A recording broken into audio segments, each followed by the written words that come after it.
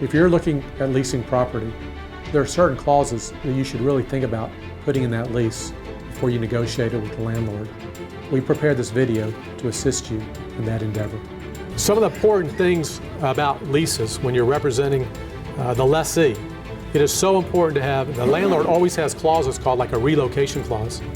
And you have a business where you have a shop in the Woodlands and you want to be in the strip center at a certain location. They have your lease, if you don't have an attorney look at it, they have a relocation. They can relocate you to the back of the center and they'll pay you for your moving expenses. But hey, if your clients can't find you, your customers, and you have a reason where you want to be, so we always strike that relocation, and they generally will strike it every time. The other thing is they always want guarantees. And again, I'd be very careful on a guarantee. I would limit the guarantee to basically their build-out cost. So if the landlord's putting a lot of money in, if they're putting $100,000 in, then I say, okay, we'll guarantee it for maybe the $100,000 and maybe for the first year of the lease or the second. But we try to get that lease burned off. Again, it all depends on your negotiations. A real strong center that's very difficult, it's going to be very difficult and it's very hot, it's going to be hard to get some of those strike. But some of these new businesses that go in, it's very dangerous because you're signing a piece of paper, and if a business doesn't make it or the economy turns and you got a personal guarantee out there, you could be liable for it. So, and if you have more than one guarantor, say there's 3 people, split it out. If they want a $400,000 guarantee, have everybody put in $133,000 and split it up. So that's the kind of things we do. The other part is parking.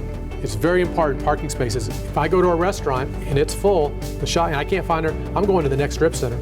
So I try to make sure, like on this brewery case, we wanted to have some exclusive parking spaces. That's important.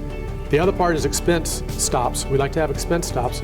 Inflation, we don't want the management fees to go up on their CAM, so we limit it to a certain amount, maybe the rate of inflation. Now they're not going to limit insurance, they're not going to limit the taxes because that's costs that they have no control over.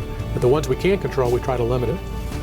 We also try to get right of first refusal for additional space next door. You never know when you may want it. And then option, we want to have an option at the end of the lease to renew the lease on the same terms, but at the fair market value of the lease. So we don't want them to go hold us to a higher amount of money. So, and then the non-disturbance clause I talked about a little bit earlier, that's really important. As far as the landlord, again, some of the clauses, one of the most important ones, we say as is, where is. You're going to get the strip center. You're going to get this lease in the strip center, but it's going to be exactly how you see it today. You're not getting it better than that or worse than that. And then capital, always lease provisions really important are capital expenses versus ordinary expenses. Because if your air conditioner goes out, who's going to pay for it? You want the landlord to pay for it if you're representing the lessee. If you're the lessee, if you're the landlord, you want the lessee to pay for it. And then do they have to repair it or do they have to get a whole new one? But you don't want to be hot in the lease spaces. Those are some of the ones that are important.